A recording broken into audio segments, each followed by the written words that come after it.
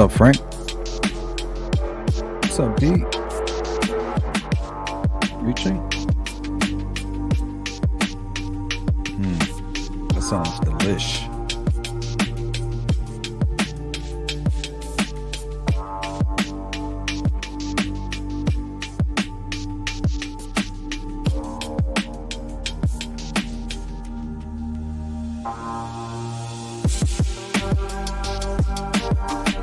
Dog lover, hello.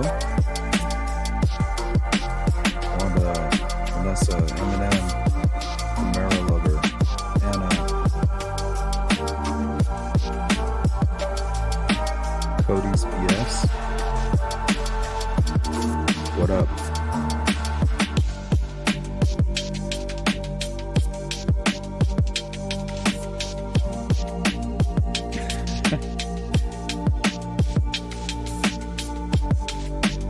Sweets, hello. How's everybody doing?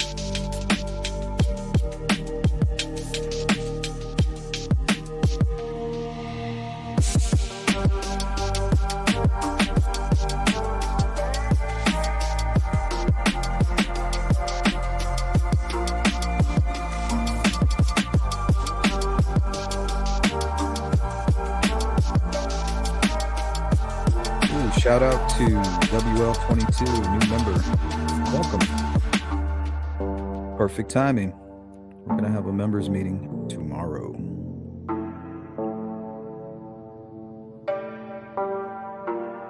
I think we'll touch a little bit on the Idaho murders during that meeting. What's up, Bogey? Good to see you, Anna.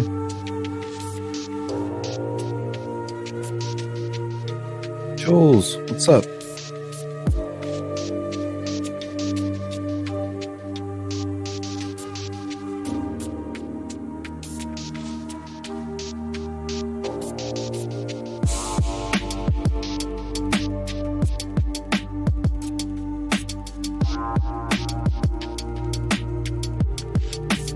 Oh, what's up, Zen Monkey? Shout out to Big Zen. Baby Pam, hello. Brian Jagger, what up?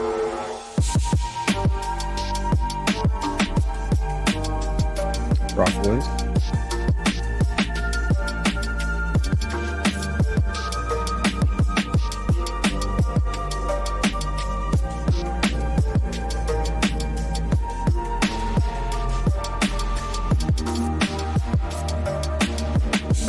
Crossed my mind, Sweets.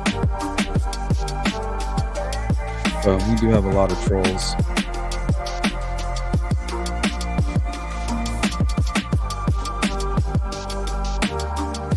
Happy holidays.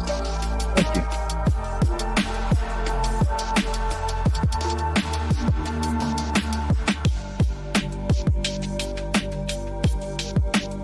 Yeah, that's a scary one, Dog Lover, for sure.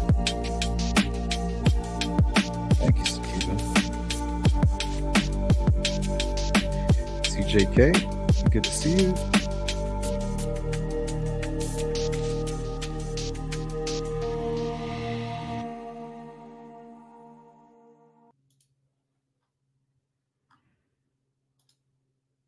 And just like that, we are live.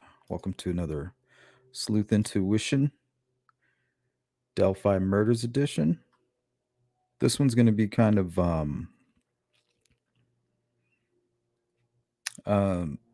it's going to be really about the blame game that I see developing between ISP and the FBI. And honestly, you want to support law enforcement, of course, but there needs to be accountability. If there was a flub, I mean, somebody needs to step forward and there needs to be things put in place to prevent it from happening again.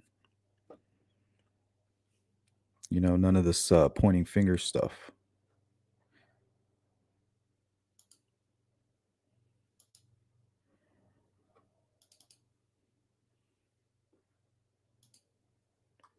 Good to see everybody. Got some new names.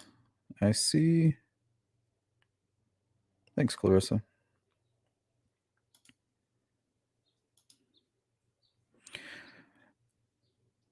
Yeah, so I noticed that the FBI was not invited to the presser. And we're going to start today's live stream. We're going to look at the bulletin that kind of set all these dominoes tumbling on October 28th. Let me see here. So the way I see it is we got ISP pointing the finger at the FBI, and the FBI saying, no, it was you. And it kind of reminded me of this scene here. Not pointing fingers saying you ain't where you want to be because of him or her or anybody. Cowards do that, and that ain't you. You're better than that. You're better than that, ISP.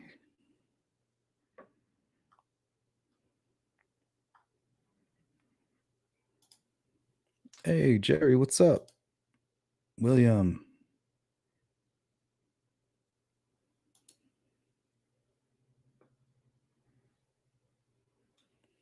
I hope so. Isaiah, thank you so much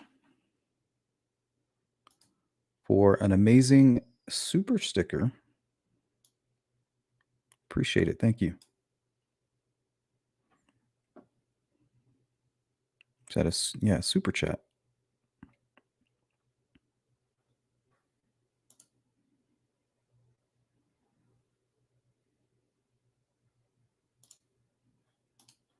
All right, let's pop this here up on the screen.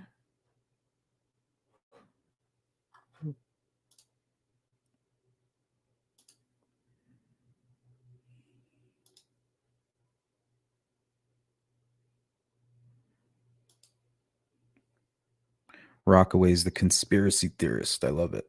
Wow, thank you for thank you so much for that.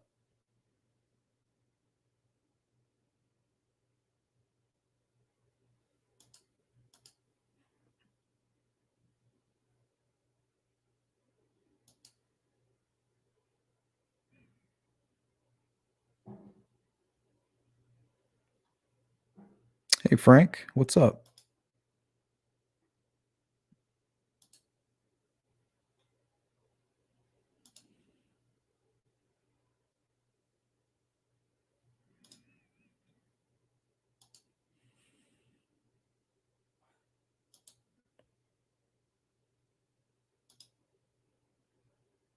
All right.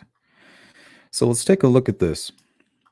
So on the 28th, this pretty much dropped like a nuclear bomb onto anybody with any kind of interest in what's going on with the Delphi case, especially on social media.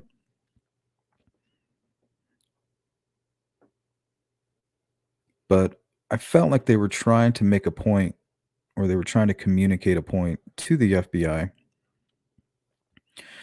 So let's take a look here. Delphi investigation media event press conference. Now, this was released on October 28th at 12:36 p.m. Eastern Time. What? Multi-agency press conference, which will include the Indiana State Police, the Carroll County Sheriff's Office, United States Marshal Service, and the Carroll County Prosecutor's Office. All right, we didn't see anything or any mention of the FBI, who have seemingly been a very big part of the investigation, right? From the very beginning.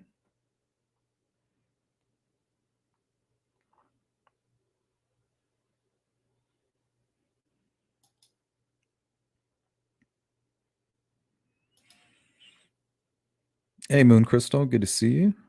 True Crime Housewife, hello.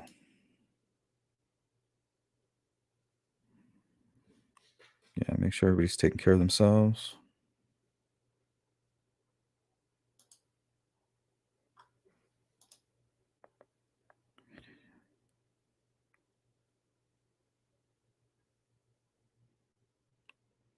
Not sure about that one.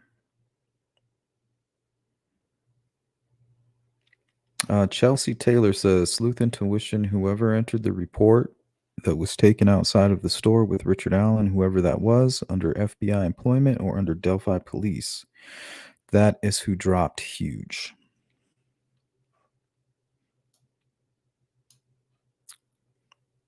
See, I would like to get a look at the original document. How was it labeled? Was it labeled? Was it mislabeled?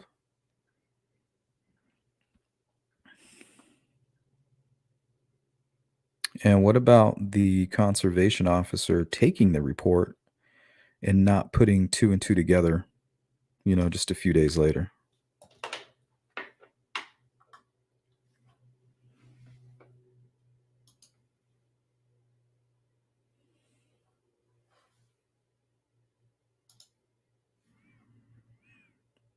See, no FBI on that stage.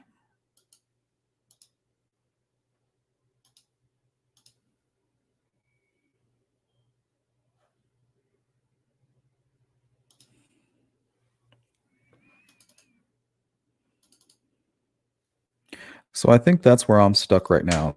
Is how the conservation officer not come forward and say, "Hey, what about that tip?" I mean that tip I handed over, or that interview I did, where I conducted with this Richard Allen guy. I mean, you guys are looking at that, right? I mean, as soon as you drop that image, he told me he was wearing a blue jacket, blue jeans, and he was there at 1:30 to 3:30. You guys followed up on that, right? My question is, why didn't that happen?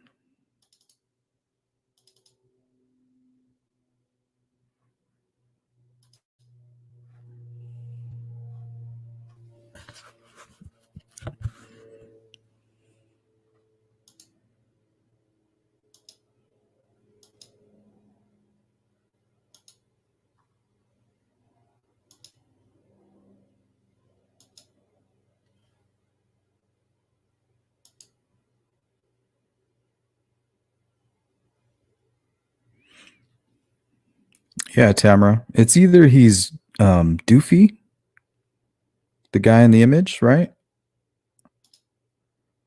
It's either we're dealing with this or we're dealing with some kind of corruption, right? I mean, nobody's that incompetent. All right, let's take a look at this here. Okay, so this man right in front of you comes forward and says, "Yeah, I was at the bridge. I was there at 1:30 to 3:30. I was wearing a blue jacket and blue jeans." Okay, did you see anything peculiar? No, just some girls over there by the Freedom Bridge. One was taller than the other. Oh, okay. Thank you so much for you know, coming forward and telling me what you saw. We'll follow up with you if we need anything. Right? Hands it over to Mr. FBI guy and it gets mislabeled or something, right? Okay, 2 days go by and this is released.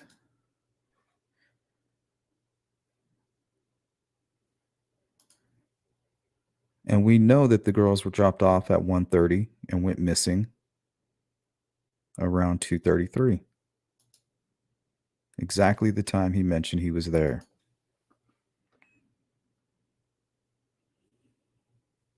This is the part I can't get over.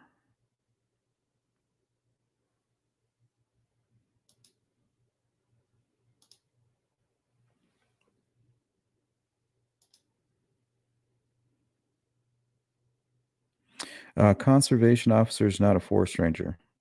Very similar. More, I guess, more, yeah, very similar to a forest ranger. Because in my state, they are law enforcement. State officer can make arrests. Most forest rangers are police, I believe. At least in my state, they are.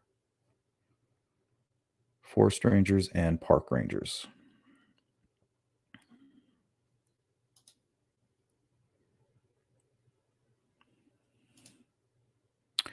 This is the part I can't get past.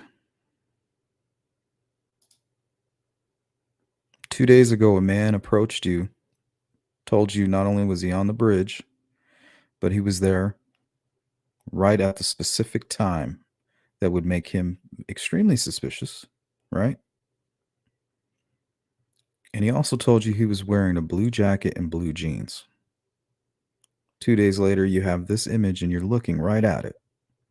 Are you telling me at no point does the conversation with Richard Allen pop up in your head? And we're not talking 70,000 tips later. We're talking just a few days. We're talking maybe hundreds of tips at this time. And apparently they're all pointing at Ron Logan.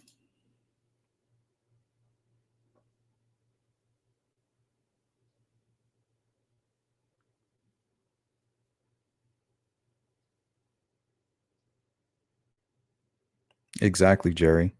I can understand the misfiling, mislabeling.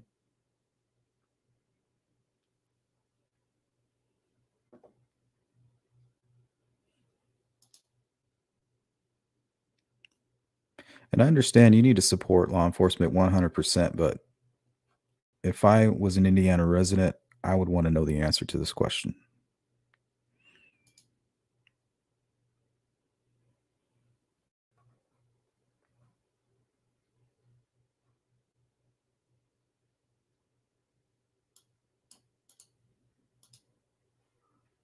All right, so let's take a look at some back and forth here, some updates and what's been going on. I think the FBI did respond. A couple news clips here. Let's take a look at these. I think they're 2 minutes each. Cast. They've been covering the Delphi murders for years, and they're both with me once again this morning. A clerical Bureau is denying it. Our sources at Fox 59 in Indianapolis have also had multiple sources tell them it was a clerical error. What are you hearing, and what are investigators saying this morning? Yes, we reported about the clerical error. We heard from our sources that a civilian FBI employee was responsible for that. The FBI did push back on that. We've reached out to them with some follow-up questions to kind of get at, what is the truth, maybe who is responsible for this. Although we will note, ultimately, it's something where I don't think we're, trying to start a blame game here. It's a matter where, everyone in the investigation is ultimately responsible for what the investigation does, and it's not as if one single clerk should necessarily be held accountable for this oversight. But we really do think it's important for the public to understand and know why this dragged on from 2017 when this man first came forward to the present day when he's...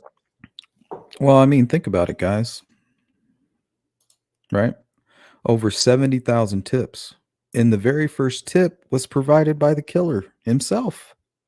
He's like, this is what I was wearing. This is where I was. So all those man hours, do you just say, oh man, these cases are tough. This happens. But how do you not go back to tip number one? And we heard all this talk about, oh, we're going to start back at the beginning. Did they ever go back and look at these tips? How many other tips were mislabeled? What is the process? From interviewing somebody at on a corner of a grocery store, which doesn't seem official to begin with, right? What is that? We need more information about that encounter.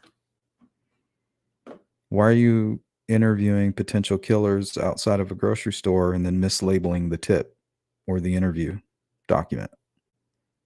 And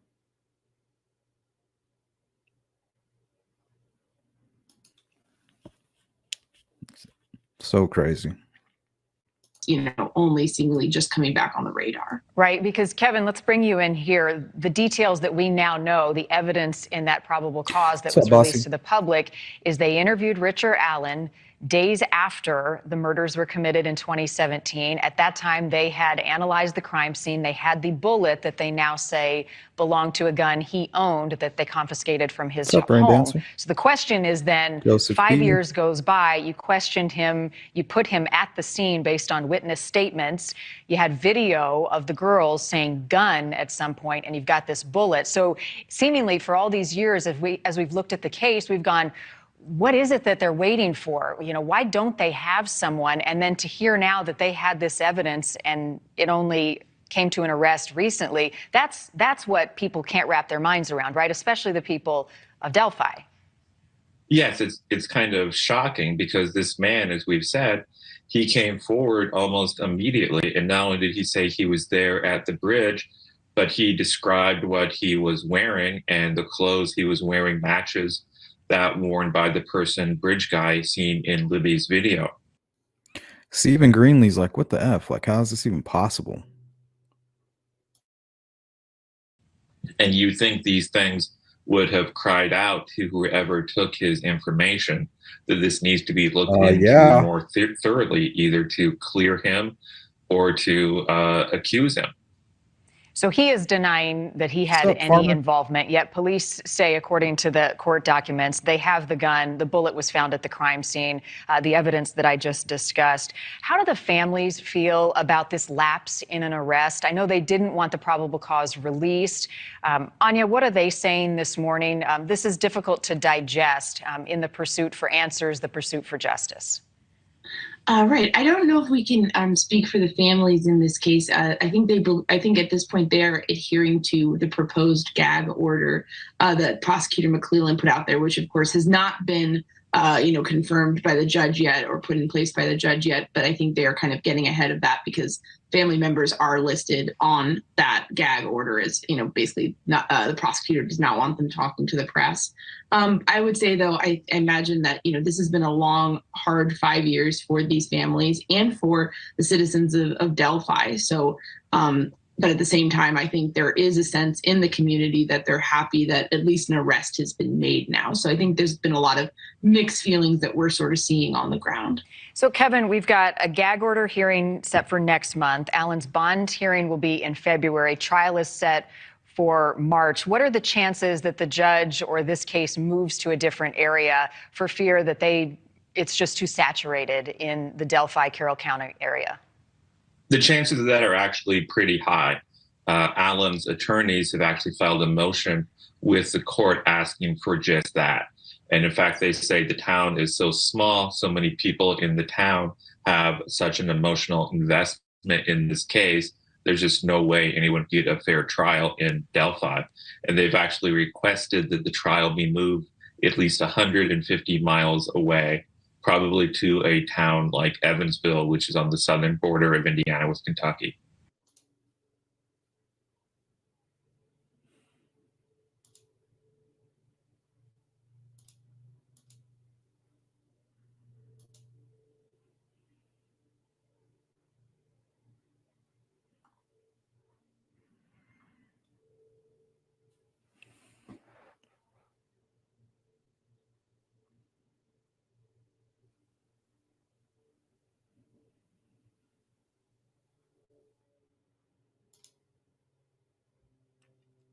Sylvia says, hey, Sleuth, it boils down to incompetence at its finest.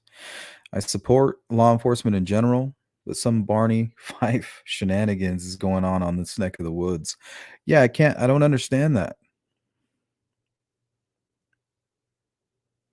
I mean, the timeline has to stand out to you the most if you're the officer, interviewing this person. I don't even care if it's in passing. Oh yeah, I was there. I didn't see anything. Oh, okay. Well, what were you wearing? Blue jacket, blue coat. Okay. Well, I'll follow up with you if I need anything. Boom. 2 days later, you hear blue coat, blue jeans, 1:30 to 3. I mean, yeah, to me, that's very suspicious. That's all I'm saying.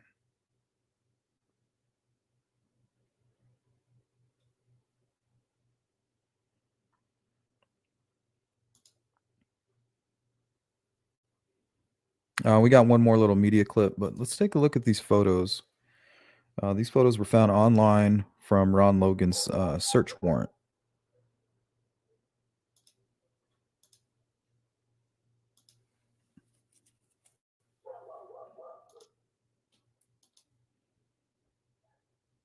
Okay, look who's at the front of the line there. It's the conservation officer. So he's already out searching right now with his dog.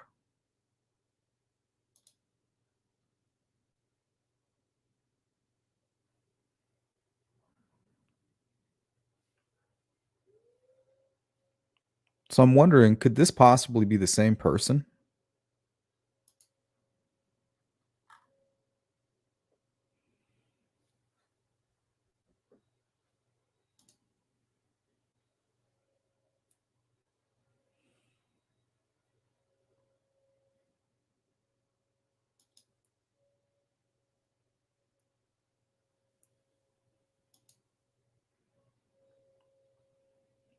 So, I mean, I find it highly upsetting that the same guy who possibly took Richard Allen's statement is conducting a search during Ron Logan's search warrant. I don't know how I feel about that. Against Richard Allen to the FBI's handling of the investigation early on. Let's get right to Emily Longnecker. And Emily, you actually just got new info about reports that Richard Allen could have been a suspect sooner? Yeah, ladies, tonight a source close to the investigation confirmed to 13 News a clerical error from an FBI civilian employee led to Richard Allen being overlooked as a suspect in 2017, something the FBI disputes. They tell us the implication that a clerical error by an FBI employee led to years of delay in identifying Allen is misleading. Thank you, Heather. And that their review shows FBI employees correctly followed procedure. Now, earlier today, we reached out to the families of Abby and Libby for comment. And just an hour ago, Libby German's sister, Kelsey, responded. She tells us, I have full faith in the team working on the case and will continue to support them in any way I can as we work toward a conviction and justice for Abby. We'll stay and updates as they come in. And tonight I'm talking to a longtime defense attorney who takes a deeper dive into the charging documents against Richard Allen and tells us why she believes that the evidence outlined in those documents at this point is circumstantial at best. What's up, Jamie?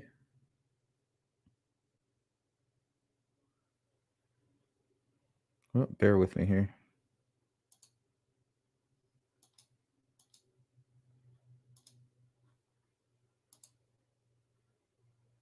Thank you, Grundstruck.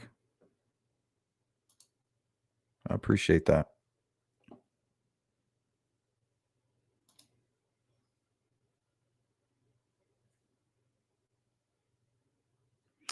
Okay. So in the probable cause affidavit, this was apparently his statement here. Mr. Allen in 2017, Mr. Allen was on the trail between 1:30 and 3:30. He parked at the old Farm Bureau building and walked to the new Freedom Bridge. While at the Freedom Bridge, he saw 3 females. He noted one was taller and had brown or black hair. He did not remember a description, nor did he speak with them. He walked from the Freedom Bridge to the High Bridge.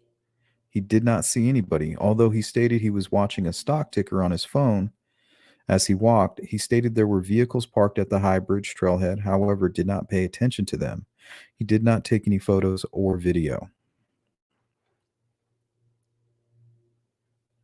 Okay, so I understand this took place before the bodies were discovered. Now, I don't know if that's a fact, but we do have a police source and a local media outlet reporting that as fact.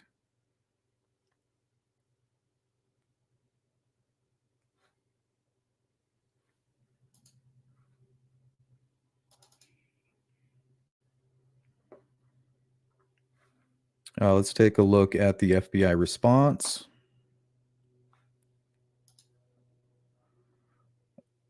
As stated in the past, this is a complex multi-agency investigation. The implication that an alleged clerical error by an FBI employee caused years of delay in identifying this defendant is misleading.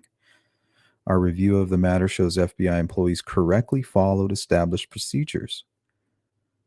Sources indicate during the earlier days of the investigation, dozens of law enforcement. I would like to know what those procedures were. What was it? Do we have the original documents? I think this came from Fox 59. Sources indicate during the early days of the investigation, dozens of law enforcement personnel and volunteers answered a tip line and sifted through the first of more than 72,000 tips that were gradually received in this case. 72,000 tips. And the very first one, the bottom of that pile, is a mislabeled interview with Richard Allen. It's shocking to me. I don't know. I mean, how is this possible? There was no indication at this time of how such a substantial tip regarding a middle-aged man in clothes matching those of the killer admittedly walking on the Monon High Bridge that day did not receive heightened attention or further inquiry for more than 5 years. On October 13th, the day investigators raided his home, Allen told detectives that he recalled being on the trails leading to the bridge that day of the killings and was there to, quote unquote, watch the fish. A witness told police she spotted a man wearing a blue colored jacket and blue jeans and muddy and bloody. She further stated that it appeared had gotten into a fight. Okay, so they had a witness from early on in the case who stated somebody in a blue jacket and blue jeans. Now, come on. How is this not ringing any bells or setting off any alarms in this person's head? If I'm wrong, please tell me.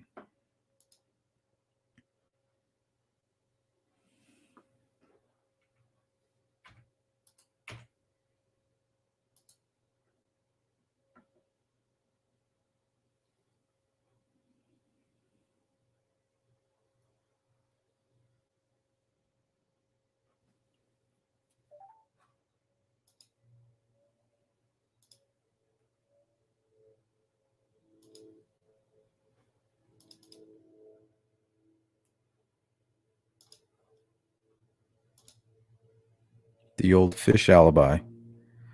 Right? Yeah, that's why I was at the bridge.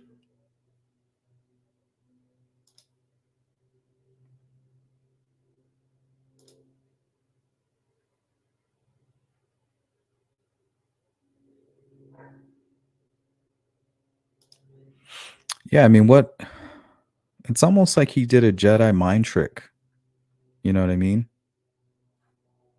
He's like, I was at the bridge, but I did not murder anybody. Conservation officer was like, you were at the bridge, but you did not murder anybody.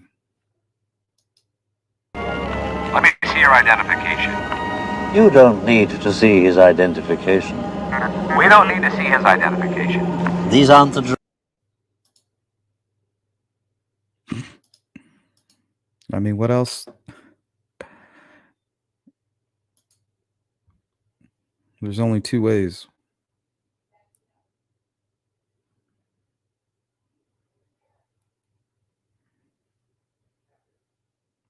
Yeah, that's possible. Rockaways.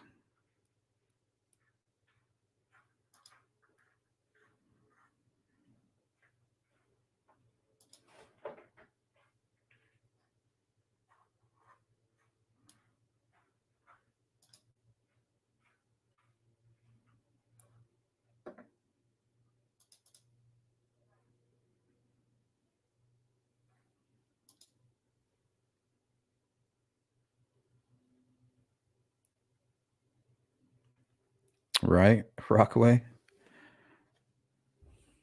Seems like standard procedure. I just blame that guy. But it's kind of messed up because he blamed him.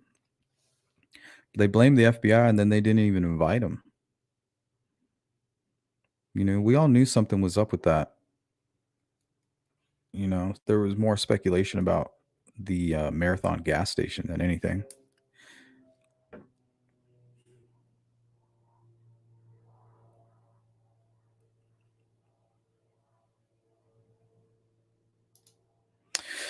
Terry says, I wonder if they'll bring the trial to my area. We're on the Indiana, Ohio, and Kentucky border. Would be interesting. Yeah, they want to do, what is it, Evansville?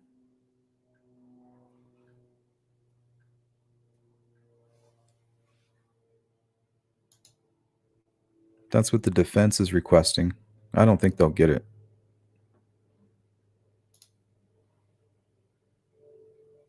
They should be able to find a jury there in Carroll County.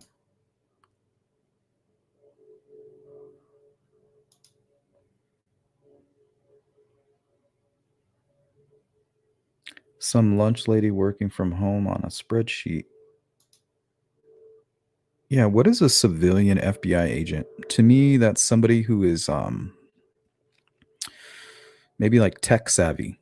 You know, they work they're not there for the investigation. They're there for making sure all the equipment is running properly. You know, they set up all the computers, they set up, you know, basically all the computers in the center that's receiving the tips. Maybe something like that.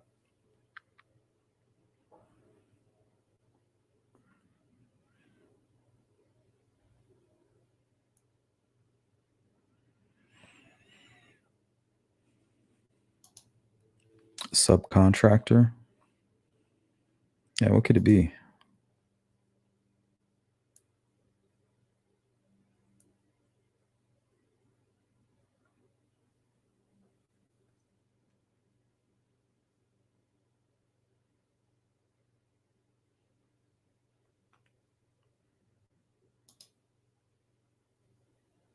Yeah, I'm super curious to know what they found while serving the search warrant. I mean, they were digging and they were doing all kinds of stuff. The neighbor reported them carrying out items, bags. And he reported seeing Macy's bags and shoe boxes, but those could have actually been like official evidence bags and boxes.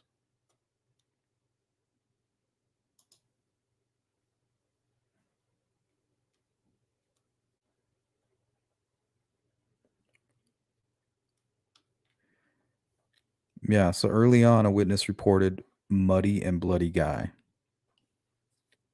So let's run through this little experiment again here. I guess if you want to call it that.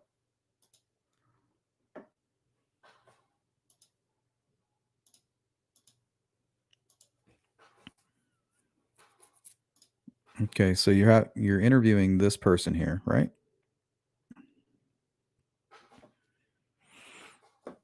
Obviously, he's not wearing muddy and bloody clothes anymore. He's gone home and changed and most likely out and about.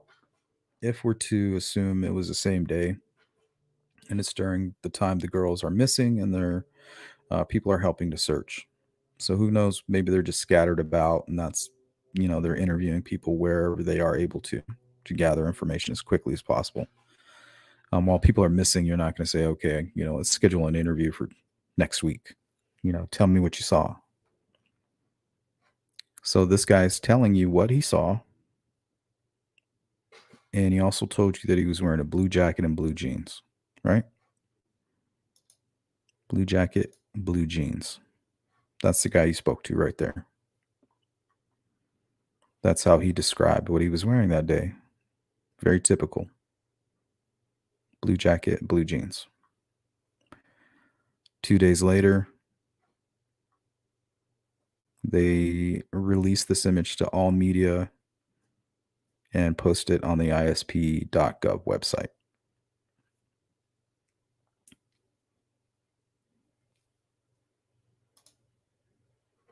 Nothing. No follow-up. Why?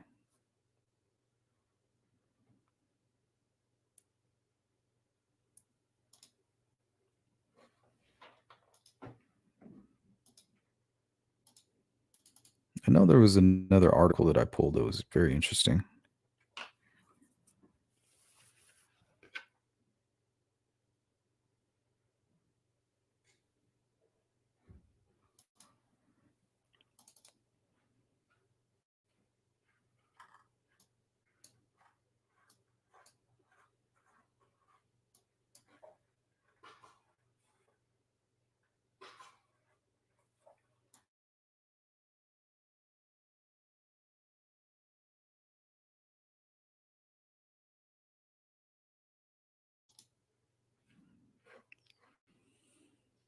All right, this is a very old article that I had in my Delphi folder. Let's go through this. Yeah, I mean, a lot of these things just sound strange now.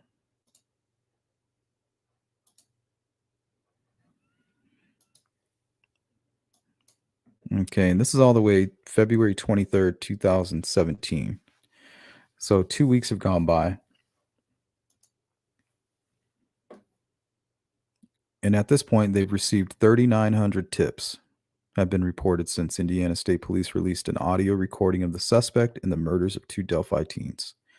State police have encouraged people to report any information, no matter how insignificant, to the Delphi murder tip line since Abigail Williams, 13, and Libby German, 14, were reported missing February 13th, and their bodies were found the following day. As of Thursday, the tip line is being answered at the FBI's Major Case Contact Center in Washington, D.C. So the number remains the same. So I'm wondering if, I'm not sure if this is the group that would be involved processing that information.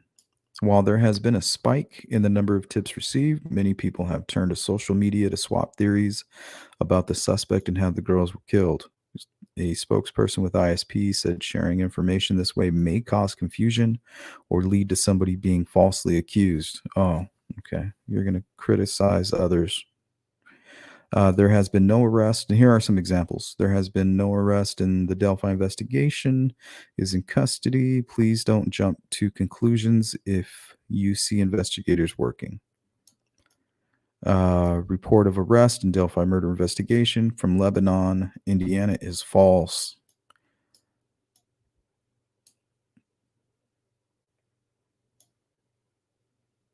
FBI activated 6,000 electronic billboards in 46 states. See, it's all this effort,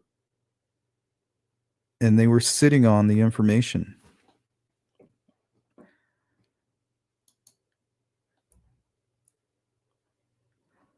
I just don't get it.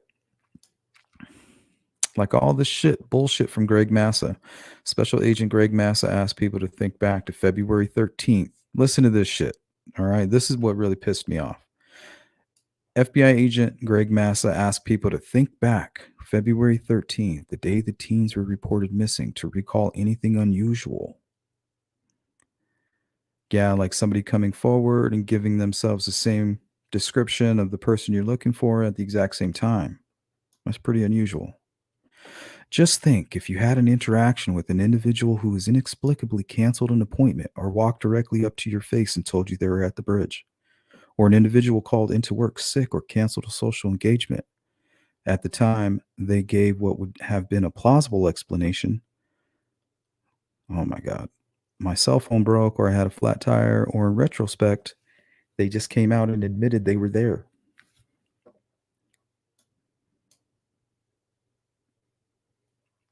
He also told the public to call in with information about anybody who changed their appearance recently, like shaved their facial hair or changed their hair color, or didn't change anything and still looked exactly like the guy on the bridge.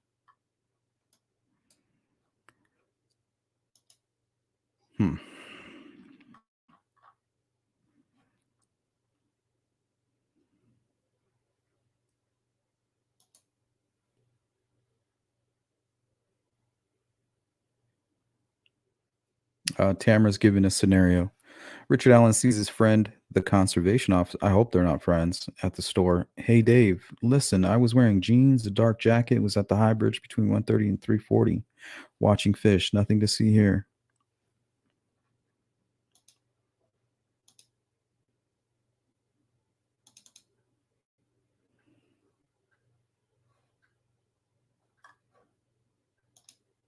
Let me see your identification. You don't need to see his identification. We don't need to see his identification. These aren't the You know? I was not at the bridge that day.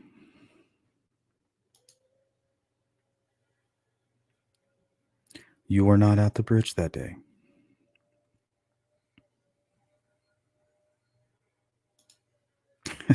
Nah, kid, I'm gonna I had to like stop myself for a minute.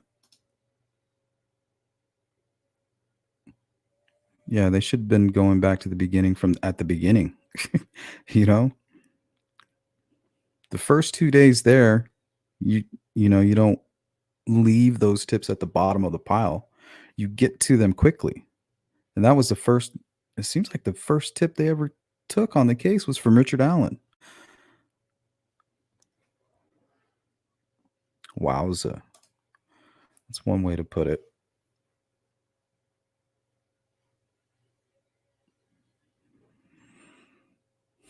Yeah, did he go to some kind of hospital? I don't know if it was for mental health, alcohol, or what. But that might be another indicator.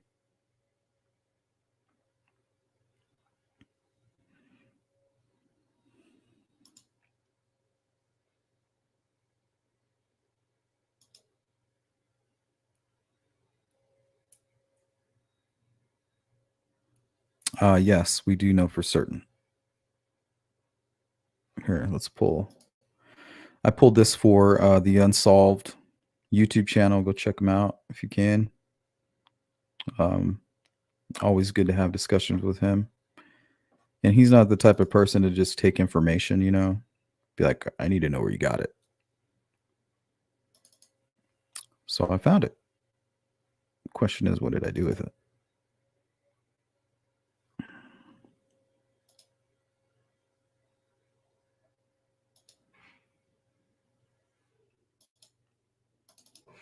Probably put it in the Richard Allen file. Yep, there it is.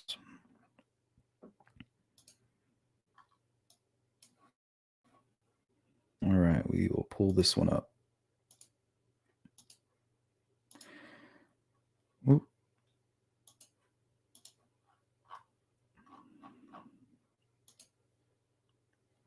Dog Lover, thank you so much. Gave his own alibi. He was on the bridge at the time watching fish. Totally innocent. Yeah, I thought you were watching stock tips. I think him saying stock tips was him like projecting maybe he was going through some type of concern about money, maybe, you know? Because anybody that who is investing, like you don't watch, I mean, we don't watch stocks. You know, especially if you're like on a 5-7 year plan, you hope, you know, the people who are giving you advice and working with your money know what they're doing. And usually they do. You know, I don't know anybody who watches the stocks like as if they're gambling with money, you know. But then again, I'm sure a lot of people do, making risky investments and things like that. All right, let's take a look here. So, according to Crime Watch 8, which is basically Wish, WISH, which is local there. Okay. So I'm going to zoom in right here. So Richard Allen, the man arrested in 2017, double murder of Abigail Williams and Liberty German near Delphi, told a state conservation officer he was in the area on the day of the killings, but his report may have been considered unfounded. A police source tells IT Mate. So this is coming from a police source. Allen, a 50-year-old resident of Delphi, went to the conservation officer right after the teen's murder on February 13th. So right after their murders on the 13th, they're stating here, according to a police source, is when he spoke with the conservation officer. It doesn't get any more clear. Now, is that the truth? I don't know. But according to this outlet here, IT Mate, Wish, they're claiming to have a police source. So he probably went home, cleaned up, and maybe went out. I'm assuming went out with his family, as you know, put on the mask immediately.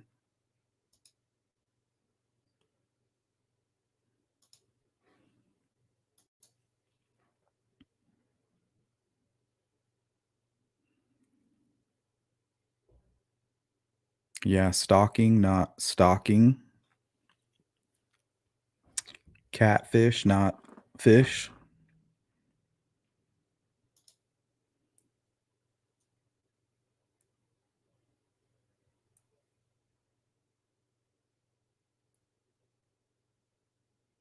Hey, speak of the devil. Unsolved. The fact Allen brought his own phone to a crime scene still blows my mind. The FBI had to have had phone listings that afternoon from near the bridge, subpoenaed too. How did he get away for 6 years?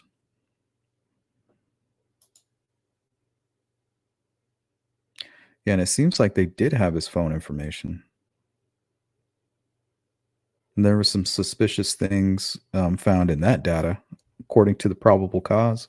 I mean, why else would they list it if it wasn't helping to lead to their goal of creating that probable cause? So it sounded like they were trying to insinuate he had some type of burner phone. That's what I took away from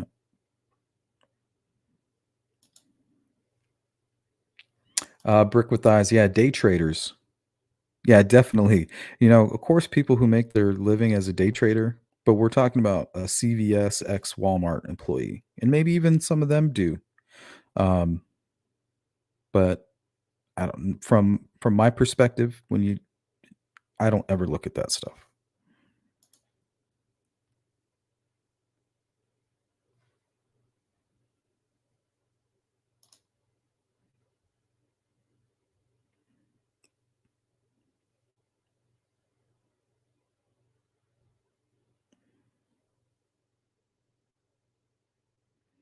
Yeah, I wonder where that phone is. Does he still have the phone?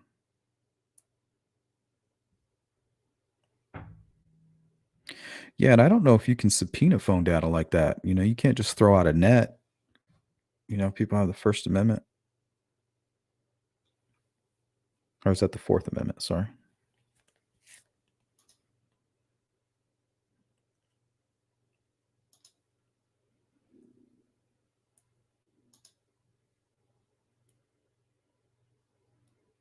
Hey, Chopper, because there's pictures of him everywhere that day.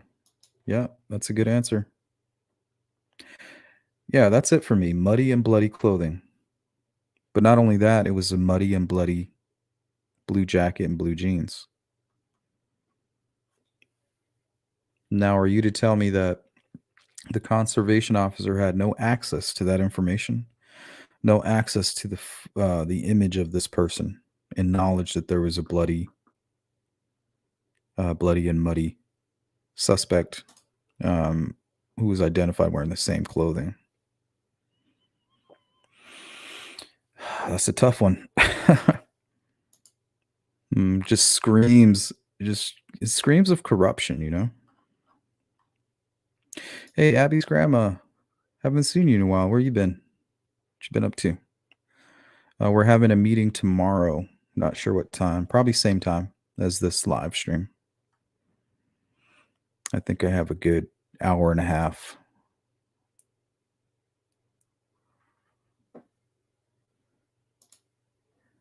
Gloria S. Hello. Is there a picture of this bloody and muddy person on that camera? That's what I'm thinking. The Hoosier Harvest Store, who was able to document all the comings and goings of witnesses and Richard Allen himself. And one of the witnesses stated, I seen him right there where those vehicles were spotted by that camera. So I have a feeling they have him on camera. And maybe that's where they got the young sketch. Somebody walking around in that area. Maybe he shaved. I don't know. This seems pre-planned. If it was pre-planned, why not come in looking scruffy and then leave, with somewhat of a clean shave? I think Fig Solves was the first person that I ever heard mention that. It didn't seem realistic to me, but I mean, anything in a premeditated murder is not going to seem realistic. It's going to seem strategic, or appropriate for that specific whatever it is you're trying to get accomplished. No, apparently it had no identification. Like when you go to the Cricket store, they put the identifier in there. It's registered to you and is linked to your phone number and all that stuff. Dash cam.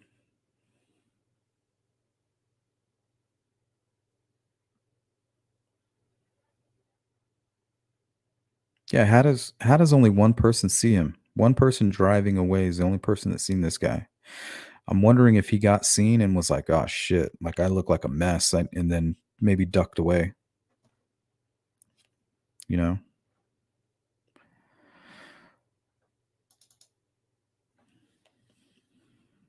All right, let's take a look at this map. Get a better idea of what he possibly could have done here.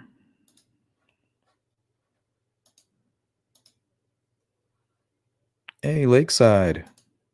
Good to see you.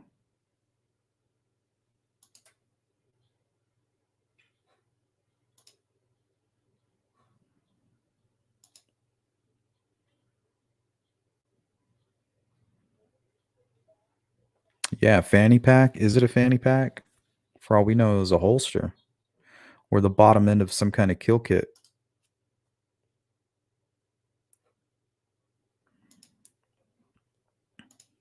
Good to see you, Lakeside. What's up, Courtney? Oh, that was a question I wrote down here, Courtney. Good question. How many other tips were mislabeled or misfiled? I'm not sure if I brought that up yet.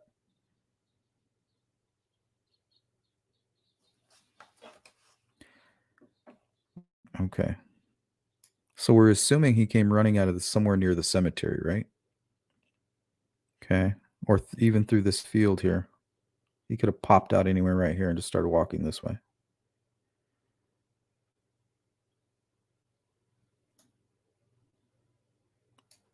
So the Hoosier Harvestor is in this area here, and the camera is able to capture all the cars coming, going, even Kelsey, even Richard Allen, and verified the timeline with all of the witnesses.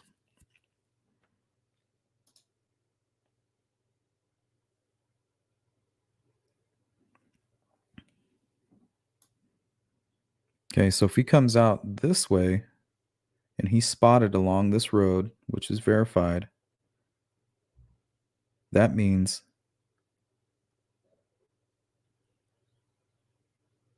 I wonder if he was spotted right here in this area, in between the Mears lot and the cemetery. And then he walked back this way. Or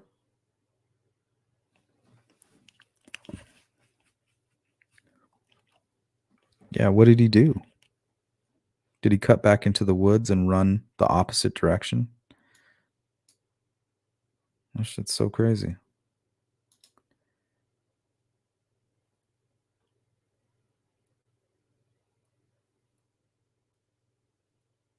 Yeah, there could be additional witnesses. Remember, they don't have to put everything in the probable cause affidavit. They just have to put enough. If there's things they want held back from the public, they'll make sure the probable cause affidavit is sufficient, and then they'll keep the rest hidden from the public. We heard that last week when we watched those videos of the experts who were explaining it to us.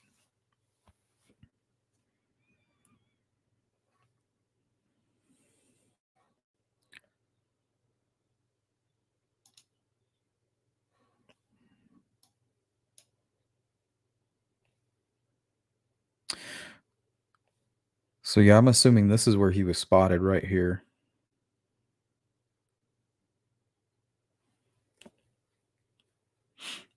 And I'm wondering if he could have ducked back into the woods right here in front of the Mears lot, or if he just went around completely. He could have just gone right back here.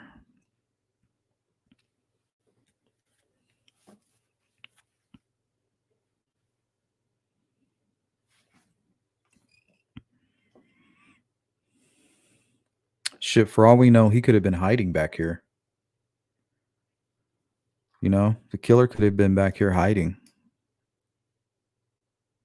This lot's pretty big, the Mears lot. It's huge. They said he was parked because we didn't get the vehicle leaving. I didn't hear that part in the affidavit. It was just coming, right? 1:27 p.m. He shows up. So if they're reporting the vehicle from 12 to 5, originally. We know that from the new direction presser. Maybe he hid out here. You know, maybe he hid out while all the searchers kind of showed up. And then when darkness kind of came over everybody, or the sun started going down around 5, boom, sneaks over there. You know, he could easily just creep across here.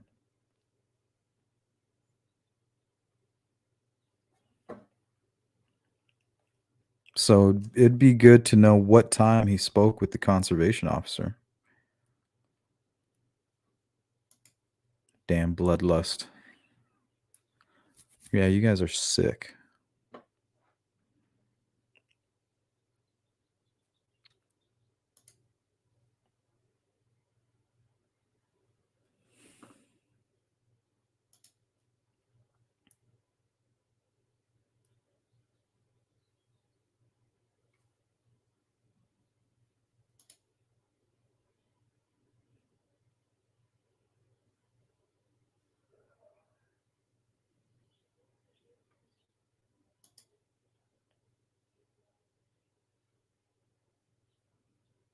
Yeah, he could have been hiding. Or, I mean, it's even possible that he was seen here. And when the car left, he could have ran back. I mean, who's to say he didn't run back and then take this back way directly home? Gets home, tells his wife. Yeah, he would have to explain like what the fuck the vehicle was doing there.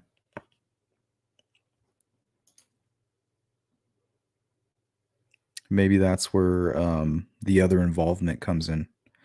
Somebody helping him get away with the crime there, you know, in the first few hours. Take him, drop him back off at the CPS building, gets back in his vehicle and leaves. I had an article pulled where FBI was talking about how they've always suspected there was more than one person involved from the very beginning. We'll have to put that on the next live stream. We're pretty much out of time here, but I thought that was interesting. And this is a new article. This is from like 2 days ago, I think Friday. So they said they weren't surprised at all by that. Very convoluted.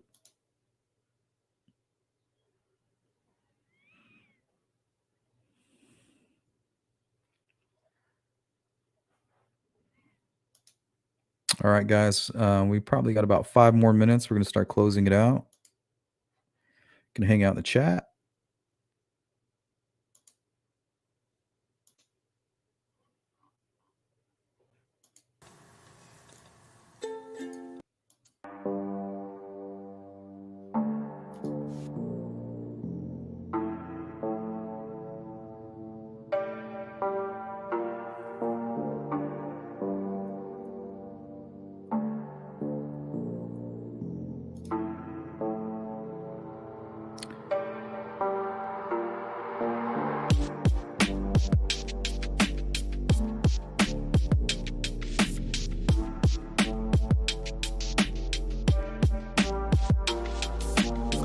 Exactly. SB74 says if he waited for dark, the place would have been crawling with searchers. Yeah, everybody that was in the Mears property would have been over there near the bridge. Oh, that would have been crazy if he just found a way to change back there. Join the search, maybe. But I doubt it. Thank you, Isette.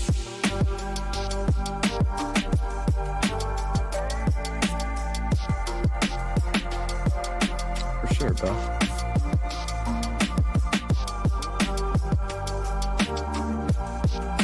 Oh, replay gang, Electra.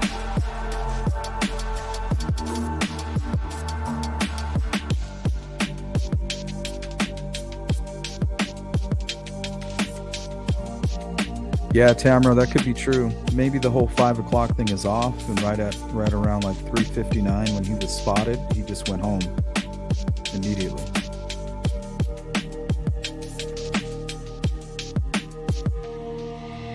Thank you, Wanda.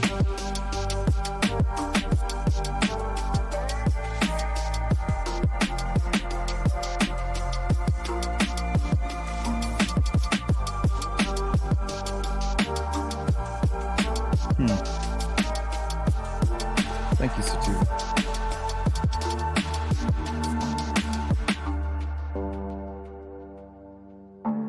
You too, sweets.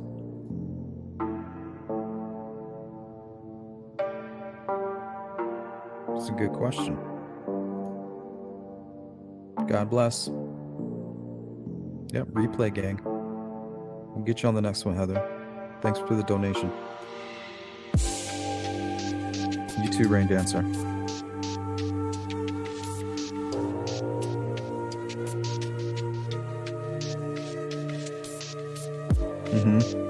They got a huge warehouse.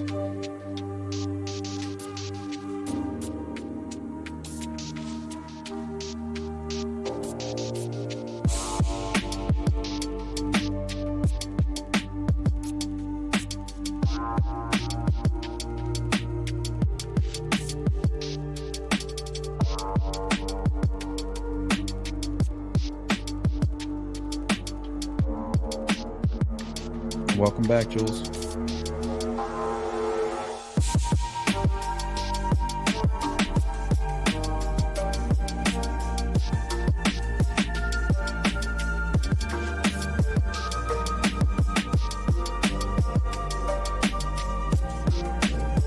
Thank you, Melissa.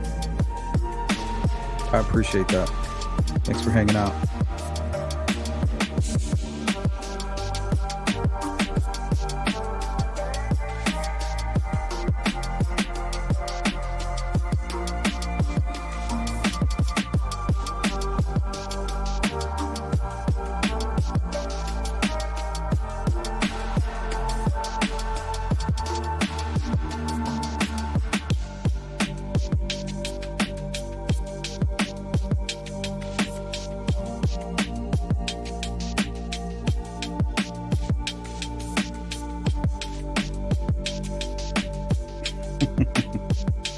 What's up, bud?